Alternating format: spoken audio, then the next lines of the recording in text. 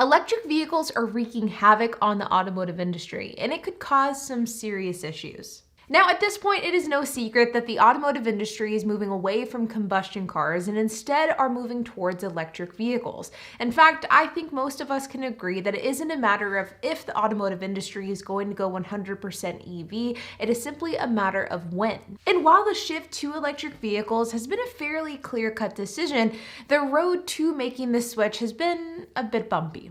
And not only are electric vehicles changing the way that we fuel our cars, but they're also changing the entire automotive industry as a whole, from the pricing to the way we buy cars, as well as how much some of these legacy brands are making and in some cases losing. And so in today's video, I'm going to be breaking down the chaos that has been ensuing in the automotive industry due to electric vehicles. Some of this has come to a boil in the last couple of days. I'm going to be breaking down what this has to do with the automotive industry, what it means for you, and what it means if you're somebody who's looking to buy an electric vehicle in the semi-near future. So let's get started. Now, first off is an EV price war. This is something that the automotive industry has been talking about for a few months now. As you may remember, earlier this year, Elon Musk and Tesla slashed the prices of all Tesla models by a significant amount.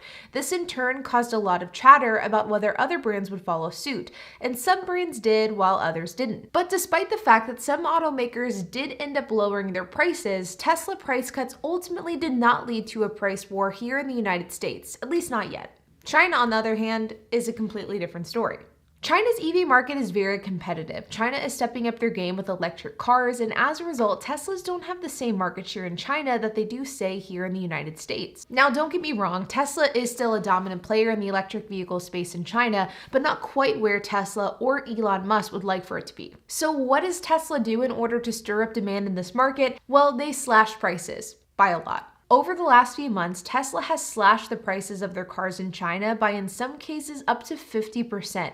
And this has in turn forced other automakers to cut their prices in order to remain competitive. Xpeng, NIO, Volkswagen, Polestar, Mercedes, and China's largest automaker BYD have all cut their prices in China in order to remain competitive with Tesla. In fact, it was stated by many industry insiders that Tesla price cuts have wreaked havoc on the Chinese market.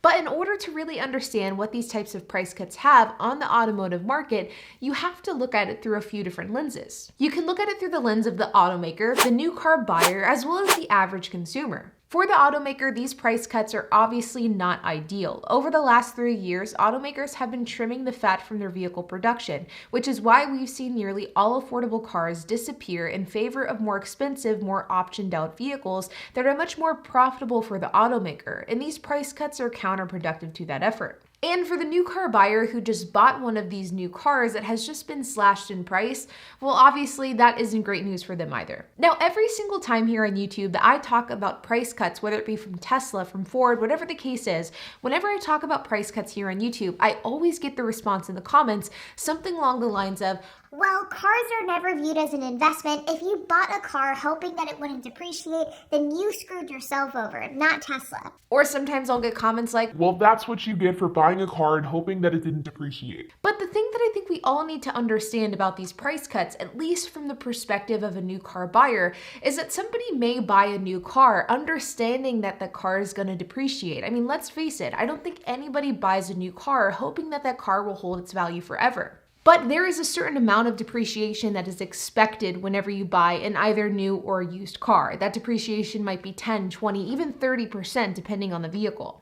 But if you buy a Tesla and then literally the week after you purchase it, that Tesla goes down in price by $10,000, yeah, I can see why those owners would be very upset. Because now not only are you having to fight the standard depreciation that comes along with buying a new car, you're also having to fight an accelerated depreciation because of the fact that that car was discounted by $10K or however many dollars shortly after you purchased the vehicle. It is an accelerated depreciation that nobody could really predict or prepare for, and thus it really hurts the people that have recently purchased these cars new. This is something that I've talked about both here on YouTube as well as on Instagram, and whenever I talk about it, I always get pushback. But to be honest, I really sympathize with these car buyers who have purchased these cars and then shortly after those same cars go on sale, because it is a bad situation to be in.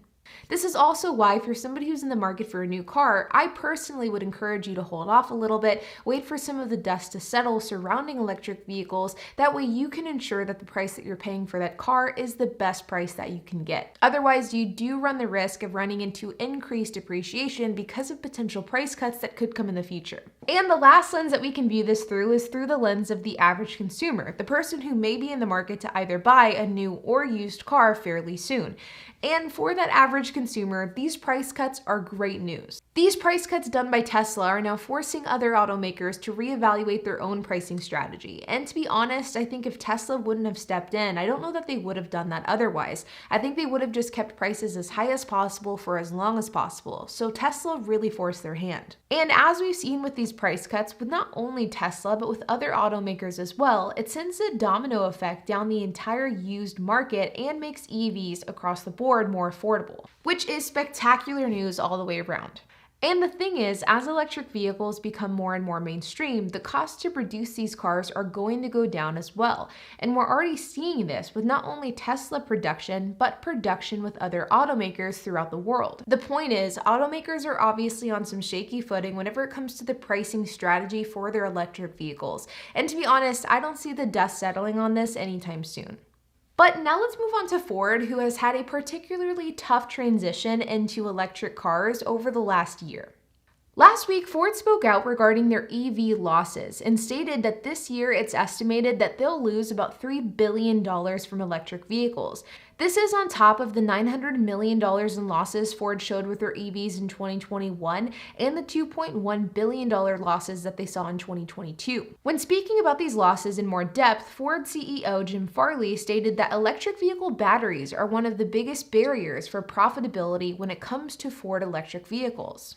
Now, we are still very, very early on in 2023, which is one of the reasons why I think that this statement from Ford is particularly interesting, because they are already setting up investors and the general public for a really bad year when it comes to profitability, at least with their electric vehicle sector of the business. And while, of course, major losses is never a good thing for any company, I don't think any of us should be worried about Ford, because whether they lose $3 billion or not, they are not going anywhere anytime soon, and their combustion engine segment of their business will be able to carry their electric vehicles until these electric vehicles become profitable. Instead, what these losses really shine a light on, at least for me, is how these smaller brands are going to make their electric vehicles work. The thing is, Ford can afford to lose $3 billion in order to develop their electric vehicle segment. But how are smaller brands like Rivian, Lucid, or Fisker going to make this work with their cars? They simply don't have the budget that Ford does, and the fact is, developing electric vehicles is very, very expensive. These losses show the true cost of switching and producing electric vehicles, and Ford is a legacy automaker that makes billions of dollars per year. Even with losing $3 billion, they'll be perfectly fine.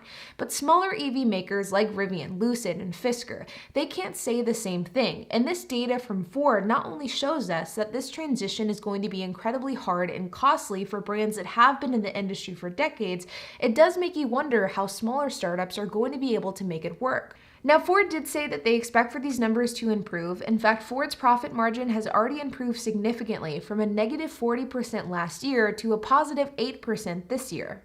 Which makes sense and goes back to what I mentioned earlier, is that the more electric vehicles that these automakers produce, the less that it will cost in order to produce them. And we're seeing this today with Ford as their profit margin grows. From Ford to Mercedes to Tesla, from the United States to China, electric vehicles are shaking up everything automakers thought they knew about the automotive industry. And between price cuts, competition, margin, and losses, 2023 will be a really interesting year for electric cars. Not to mention the fact that we're currently awaiting current guidance on the electric vehicle tax credit, which could further impact the affordability of EVs around the United States, and it could also change the way that automakers produce EVs. The point is, electric vehicles are taking automakers out of their comfort zone, and not only are automakers having to change the cars that they produce, they're having to adjust how they produce them and at what price point, wreaking havoc on everything we thought we knew about car production and car sales. And I think that 2023 will shine a lot of light into which companies will survive and which ones will end up going bankrupt.